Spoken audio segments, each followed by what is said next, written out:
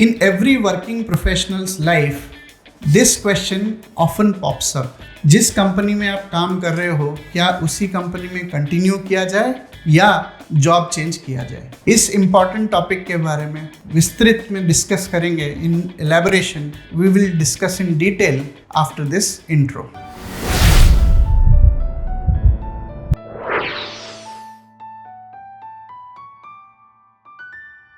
एक working professional के life में ये क्वेश्चन बहुत बार आता है कि क्या मैं एक ही कंपनी में कंटिन्यू करूं या should I change companies. In any case these are actions, these are consequences, there will be consequences. What we need to really understand is what are the drivers behind this kind of motivation. ऐसी क्या चीज़ें हैं जो हमको prompt करती हैं कि हम एक कंपनी में कंटिन्यू करें या हम एक कंपनी को छोड़ के दूसरे कंपनी में जाएं. ये बहुत इंपॉर्टेंट है समझना, क्योंकि if you look around you will find there are people who have spent their whole life in a single company, and then there are also people who have changed multiple jobs and have reached a certain level in their careers. It is not about who is right or who is wrong, right? That is exactly what we need to understand. It is about which one of the two is relevant for you. तो इस बारे में एकदम detail में आज discuss करते हैं इस वीडियो में. सबसे पहले हमको ये जानना ज़रूरी है कि what makes people stay या what are the core things that people look in a job. सबसे पहला चीज़ जो लोग जॉब में ढूंढते हैं वो है compensation. Of course compensation doesn't mean the highest compensation. Compensation means a certain level of compensation that you are as an individual satisfied with.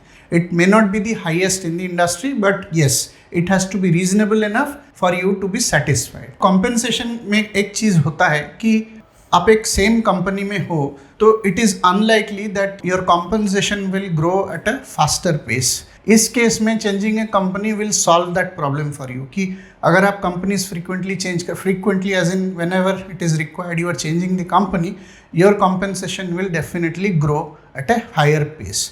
ये एक फैक्ट है जिसको हम एक्सेप्ट कर लेना ही हमारे लिए बेहतर है. सो कॉम्पेंसेशन जो है एक बहुत बड़ा फैक्टर है. सेकेंड चीज़ जो लोग ढूंढते हैं वो है कि क्या मेरे करियर में प्रोग्रेशन है.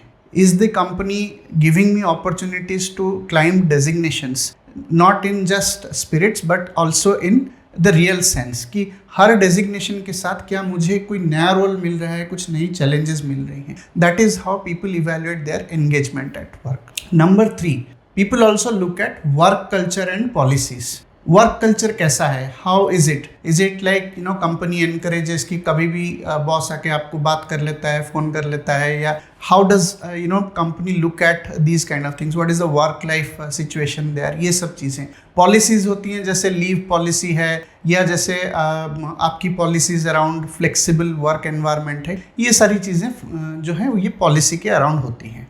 Number 4, you are working in a team, so आपके बॉस होंगे या मैनेजर होंगे, वो कैसे हैं, and is it really possible for you to change projects because if you don't like the boss और if you don't get along the boss, what are your chances to change the project and be in a different project. And number 5, team कैसी है. Yes, you heard it right. It is not necessary that if you have a team everything is rosy. Sometimes in the team there can be big time trouble makers who can make your life hell. So generally what happens is in factors में से कोई भी factor थोड़ी सी भी गड़बड़ हो जाती है तो लोग जो हैं वो जॉब चेंज करने के लिए निकल पड़ते हैं, and then they start making their CVs, uploading it and then looking for a job. But मेरा क्वेश्चन ये है कि आप कोई भी जॉब उठा लो, कोई भी जॉब आप देख लो world over across the globe, finding all these 5 things in one job is practically impossible. सारी चीज़ें आपके लिए टिक हों ऐसा पॉसिबल ही नहीं है. कहीं ना कुछ कम हो जाता है. For example, if you get a great compensation, likely that the work may not be engaging. Let's say if you are getting very good work, maybe the company is not giving you enough opportunity to grow. तो कुछ ना कुछ तो रह जाएगा. So इसमें फिर कैसे डिसाइड करें कि क्या करना होता है. So what is a pragmatic way to go about it? So pragmatic way ये है कि आप सोचो कि ये जो 5-6 फैक्टर्स हैं, इन 5-6 फैक्टर्स में से आपके लिए इम्पॉर्टेंट कौन से हैं. Which are the ones which are must haves, which are the ones which are nice to have, and which are the ones which you can live with. मतलब चलो टीम मेंबर अच्छा नहीं है तो ठीक है, मुझे उससे इतना फ़र्क नहीं पड़ता, I can continue to be in the team, let the team member do whatever it wants. लेकिन compensation एकदम ही बुरा है तो इससे तो मेरा काम नहीं बन सकता क्योंकि मैं तो higher compensation चाहता हूँ. So you have to bucketize these criteria into the must-haves, nice-to-haves, and what is it that you can live. Now once you know all of this, the question is how do you evaluate, right? So one of the key parameters most people miss is their ability to see their life cycle. जब आप start of the career में होते हो आपकी priorities कुछ और होती हैं. जब आप मिडिल ऑफ द करियर में होते हो फैमिली प्रायोरिटीज़ आ जाती हैं, बच्चे छोटे होते हैं, parents are ailing etcetera etcetera and you have a family. So बहुत सारी दूसरी फैक्टर्स आ जाती हैं. जैसे यार आप और सीनियर हो जाते हो, लीडरशिप लेवल पे आ जाते हो, सो इसमें से बहुत सारी फैक्टर्स चेंज हो जाती हैं, वहाँ पे आपकी नीड्स भी बहुत चेंज हो जाती हैं. So it is important to see that all of the factors that we talked about, we need to evaluate them in terms of how important they are. So staying in the same company or leaving the company, ये बहुत critical decision है. These are basically actions. You need to understand what factors drive you. What factors are basically getting ticked for you at a certain stage of your life cycle. अगर आप इन सब के ऊपर आप अपना pragmatic approach लेते हो, it is most likely that you are going to make the right decision.